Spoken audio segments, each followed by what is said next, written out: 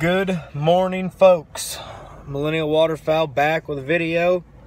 Been busy, guys. I know we've been talking about the shutting down and can't wait for opening morning, can't wait for opening day. And then it finally came, and I went out and I recorded a little bit, but man, I didn't do too well, to be completely honest. I've shot some birds, and I've got a little bit of footage I'm kind of saving to make a little bit better of a video instead of just a couple clips of me shooting some ducks that you can't really tell. They're kind of far off, not high, but just a little bit more than a couple 3-pass shots and getting some footage down. That's good H2O. So 2 things this morning. Whoa, I dropped you. I dropped you. Hold on, guys. You're there. 2 things this morning we're gonna chit chat about. First thing we're gonna talk about is not watching scary movies before you go hunting. Cause let me tell you something, folks. I'm all kinds of weirded out right now. I'm at a lake. Alright. There's 2 sides to it, obviously. But on the long way side, I'm at one end, and there's a parking lot to get right to the water, and then there's another side you can go to. You can walk down that about a tenth of the mile, and you're there.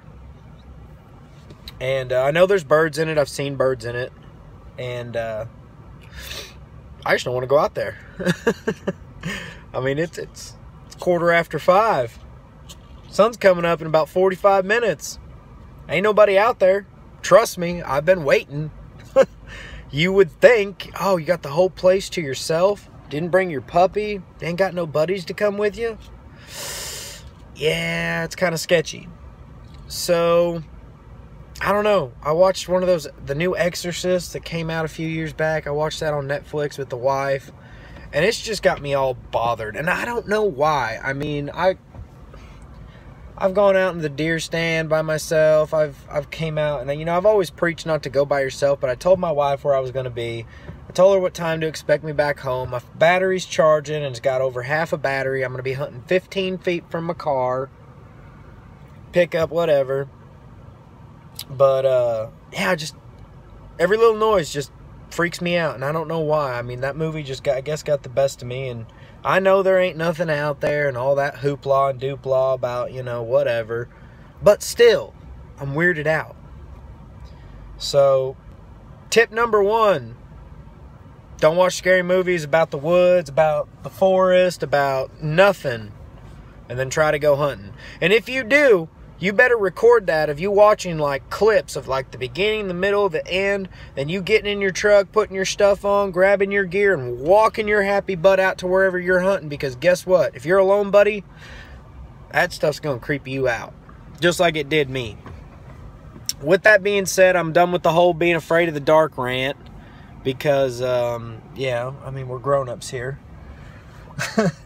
So anyway, part 2 that we're going to talk about is my little public land hunting tip of the day, of the week, of the video. Now this has got a kind of a 2-part to it. I know I said it's one thing, but just hear me out. So, buddy of mine went hunting all weekend, Saturday and Sunday. I took him out here like a week or 2 ago. It's nothing fancy. It's just a WMA that's real shallow. It's real big. It's only got a couple patches of water in it right now. About calf deep, maybe calf deep at the best. Some places real shallow, big and open. And we got a little bit of rain last couple days, some good rain. We had like a full pour of rain, so I haven't seen it really since then. But we got some good rain, so there might be a little bit more water. It might have spread out, but it didn't get deeper. I know that for sure because that's what he told me.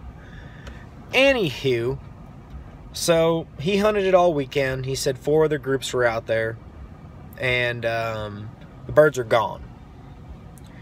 Now, I took him out there on a weekday when we went hunting together, and we probably seen 6 groups of 10 or more in each, maybe a 5er, 6er, an 8er, whatever. We probably seen a good 50 birds, 50 teal, legitimately. Knew they were, identified them, worked them. They just landed a little too far out from where we were to take a shot, so we left. We let it sit. He hunts the weekend. No luck. I think they shot 2, he said, to be actually quite honest. Anyway, so, of all the places I know to go hunting, I'm coming back here. It's convenient. It's not far away. And even though everybody says there's no birds out there, which they may be right, I'm still going out there. Not because I don't believe them or I'm calling anybody a liar. But here's the difference, folks. When you go out and you hunt public land, and there's no like regulation as far as what day of the week you can hunt it, because some places, I guess in some states, there's like restrictions on when you can hunt. I'm not sure if that's a thing, but I know like where I'm going to hunt, you can only be there till 1 o'clock in the afternoon hunting. That's it. It's over. 1/2 hour before sunrise to 1 p.m. So we're going to go out there and we're going to give it a shot. Every time these birds get pressured, you might push them out, but there's a lot of places they can go close. And a lot of guys that I know, they are an 8er and out. They'll hunt for that first 45 minutes. If they don't shoot anything, they're done. They ain't gonna wait. They don't care. They're impatient. Whatever. They're done flying. It's over. They've put their time in. That's all they think it's worth. Well, if you got the time, folks, and you've teal hunted anywhere for a little while, you'll know that teal don't fly like big ducks, and teal don't fly like geese, and teal fly like teal. They fly when they want, and they can be anywhere pretty quick, just like any other duck. And I can't tell you how many times I've shot teal at 9 o'clock in the morning, at 8:30 in the morning, at 8:45 in the morning, at 10 in the morning. And I'm not talking about, oh, you shoot 1, shoot 3. And some days you do. Some days, don't get me wrong, there are some places, you know, that are small that you may be shooting up the roost. You may be shooting up a pruning area or some place that they're just socializing in or feeding, and that's it. And they won't come back. But majority of the time, if you go out somewhere and you scout it at the right time, not at 3 o'clock in the afternoon, not 11 o'clock in the morning, when these birds are getting up and getting to where they want to go, right first light, you got to find the spots that they're getting into to be there. And that's where scouting, successfully scouting and scouting smart, really pays attention. Because it don't matter how much you scout or where you scout, but if you're scouting at the wrong time, I mean, are you just looking to see if it holds birds in it for that time? That's fine. But majority of people are going to say, hey, I'm going to hunt the first hour and the last hour. That's going to be the most action. It's going to be the most movement. And typically that's true. But you got to know what you're hunting and why you're hunting that particular place for that particular time, for that particular weather. Okay? They're all kind of somewhat patternable. They're going to get up, they're going to go somewhere. And they might go somewhere else. Then they might go feed. Then they might come back. I mean, with geese, it was pretty predictable. They'd get up from the lake. They'd fly past us right over our heads every morning in the pond we used to hunt. And they'd go sit in the cornfield 500 yards down. They'd be down there for maybe an hour or two. Then they'd come back and they'd want to come sit in the pond. That's when we shot them. I'm not saying that's how it went every single hunt, but it was generically pretty predictable. I mean, not to the teen minutes, but I mean within an hour predictable. You know, 8 o'clock ducks were pretty much done here and there. 9 o'clock the geese started flying, blah, blah, blah, blah, blah. Now, I'm not contradicting myself in saying the ducks did this, the geese did that, the teal are going to do this, the teal are going to do that, because that's not true with me. And the places and the times, teal are completely their own little baby. They're going to run to these spots that, you know, quick, run, go, quick. I mean, I've seen one flock of teal land right in front of me. I didn't shoot them. They got up, ran to another spot in the corner, spent 8-9 minutes there, and then went over to another pond right across from me and sat over there for 35-45 minutes and then came right back to me. You know, it shows right there that these birds are utilizing more than one place, and they're just deciding and being picky of what's comfortable and what they like. They're kind of broadening their little horizon. And if you let them do that and you watch that and you let that drag out, especially from the beginning all the way up until the end, you're going to be a little bit more successful. I promise you. That's a fact. Scout at the right time. Scout as if you're going hunting. You want to watch that first light and see what they're doing. You want to watch that sunset when they're doing. Going out at 2 o'clock in the afternoon to 4 o'clock in the afternoon is good if you're doing it for the right species, if you're doing it at the right place. I mean, you're going to hold birds in the field at times longer than you are in the water, and vice versa. I mean, that's generically saying a fact. So, I mean, you got to factor in what time of year it is and what you're hunting and where you're hunting. And then that's going to determine, you know, your time frames. I mean, if you're just going generically all around everywhere for teal, I mean, you can get out there a little bit and you can get a little kind of off balance and not wasting your time, because you might kick something up, but then again, you're kicking it up, you know, unless it's the roost. They're just, I mean, I don't understand. To be completely honest. So I kind of take a different outlook on that when it comes to teal hunting. I've been a lot more optimistic, and I have been successful. I've gone out to ponds that I haven't seen all year, and I just look at the area, I look at the vegetation, I look at the water. Like I hunted this little, what do you call it? This little finger. It looked like an arrowhead shape with water, and 90% of it was dry, like wet dry, but just mud. And there was probably maybe a 10 by 10 yard patch of water, and I threw a dozen teal in there and a lucky duck spinner decoy, and I had a group of 14 come in. First shooting light, 14, boom. Don't even know where they came from. No water around me for at least 300 yards on any direction. For sure, just this tiny, I mean, Milo's 4 foot tall, nothing. And here they come, boom. And I got lucky, you could say, sure. But at the same time, what's also really important to understand is that's the type of area that those small ducks like. They like that shallow water. You can see the bugs swimming in it. I mean, they're going to eat those. And it's got kind of a little bit of an area that they can all play in, you know what I mean, socialize, preen, and do all those things that ducks want to do. Now, I'm not saying teal won't land in deep water. I'm not saying teal won't do certain things. I'm just saying that's what I look for when I go teal hunting. And when you go to these places and you start noticing these things, you've got a chance.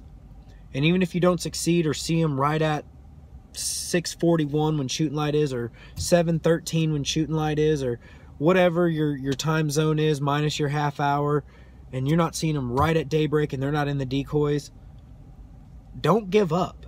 I'm telling you, don't give up. And I'm not saying don't give up as in wait your 30-45 minutes and then get frustrated and leave, because all that's doing is making it more predictable for the birds. You give them that safe haven of time, and they're gonna either keep coming back to that place once you leave, or they're not going to come near it because they don't think birds are in there. For whatever reason, they're just going to keep going. So there is a plus and a minus to that, folks, which is important. So staying a little bit later, cutting it early, I guess it all depends on your schedule and what your time can accompany and afford to do. When it comes to me, I'm not saying I draw the time limit at 10 o'clock. I draw the time limit at 9 o'clock. I feel for it each day. Each day is going to be a little different. When it's sunny and 75, like today's supposed to be like 83 degrees, something like that. It's supposed to be really warm. I'm not saying that the birds are going to stop flying at 8:30, 9 o'clock, but that's the time that I'm going to start to think that, okay, if they're not in this area by now, they're probably found somewhere different to go. Now, that's not me saying I'm contradicting exactly what I just told you, and that's not how you can successfully kill birds, because I've walked out of places that I've shot my limit at 8:30 and seen people just barely walking in, and they're like, hey, I had to take my kid to school. I kill just as many birds if I get the opportunity, and I'm like, right on. And, you know, you hear back from that person like, hey, did you end up killing any? Yeah, I shot 5 or I shot 3, or them birds are going to move around. It's just going to be a little bit slower, or it's just going to be a little bit different paced in the aspect of maybe not one right after another, because everything is getting up and everything is moving around and stretching. Obviously in the morning, when you get out of bed, what's the first thing you do? You get up, you move around. Same thing with a bird. They're going to get up, they're going to move around, figure out where they want to go. Unless they already know exactly where they're going to go, and they're going to go there. And that's why you're seeing them all more and more and more. Now, as that progresses, birds are going to get kicked up. Birds are going to get scared off by anything, and they're going to move around. And I'm not saying that's a huge chance of hope, but I mean, I've shot a goose at 7 o'clock in the morning, which I've only done once. And I don't know if a coyote, a fox, or something chased it off the out of his roost or what happened, but I set up my decoys thinking, oh, 9 o'clock, here they come. Boom, single comes in, 7 o'clock, goose, by himself. Smoked him. Boom, dead. Thank you, Jesus. So, be optimistic. Give it that extra 5-10 minutes every once in a while. You guys know what I'm talking about. They always come in when you're picking up. Keep your gun on your back. And give it a shot. You know what I mean? I mean, you gotta risk it to get the biscuit. And you can kill them at 8:30, 9 o'clock. You can kill teal at 10:30, 11 o'clock. I mean, I've had groups come in at 10 o'clock, 13, 15 deep. You know, they just move around. And if you're willing to sacrifice that time, not every time you will be successful, but you'll surprise yourself. It surprised me. You know, a lot of guys I hunt with, they can't stand it past 8 o'clock. They just can't stand it. 8:30, they're just getting antsy to go home and go to bed. And for me now, you know, hunting for 10 years, I'm starting to realize, you know, there's different things to look at now than the tunnel vision of new. You know, you're still trying to grasp everything. You're trying to develop opinion about the new stuff and do a lot of new things as a new hunter that you normally wouldn't. You would already have done and thought about, and now you're moving on to something new. And that's what I'm doing, is I'm moving on to something new, and I'm starting to think, okay, well, I already know how to play my wind. I already know how to play my decoys. I got a bag of tricks for this, I got a bag of tricks for that, and then it kind of frees your mind up for some new thought process as far as changing it up, because I'll never tell you that duck hunting gets old, but getting skunked gets old. And I haven't gotten skunked this year so far.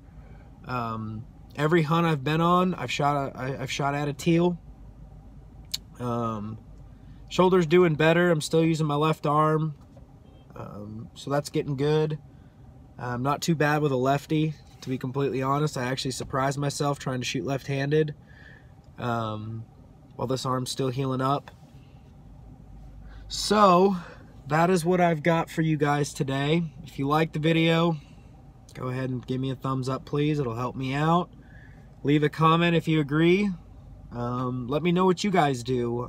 If you guys are on a pattern, if you guys like to hit those lull times, and those are seeming to do better now, because everything kind of, you know, I mean, the birds are smart. Everybody says the birds are smart. Well, they all might be starting to move right after we all leave, and maybe they all know after years and years and years of the first hour being bad that, hey, we'll start moving at the next hour then, and so on and so forth. So keep that in mind. Be optimistic.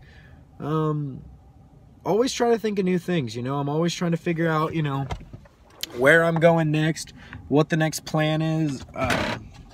And we're almost to our hunting spot. I parked off right here at the gas station. Excuse me, I had to get a drink of water. I pulled off up here, and we're gonna head that way. I'm about, I don't know, 150 yards, maybe 200 yards from where we're gonna go. And I got the GoPro with me. I'm still trying to figure out like where I'm gonna download my software to edit it. I've got good software editing on my phone that makes it like super like simple.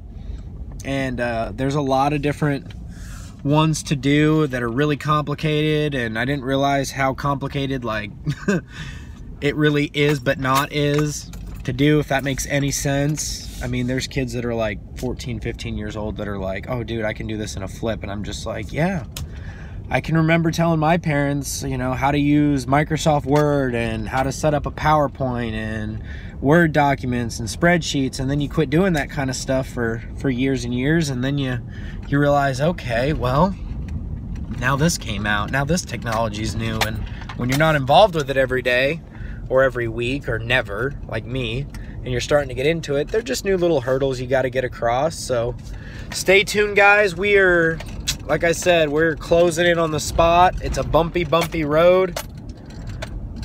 And when we get there, I will show you the setup. Again, this is just a fluke little spot I found on this pond, this lake or whatever. I'm not expecting much.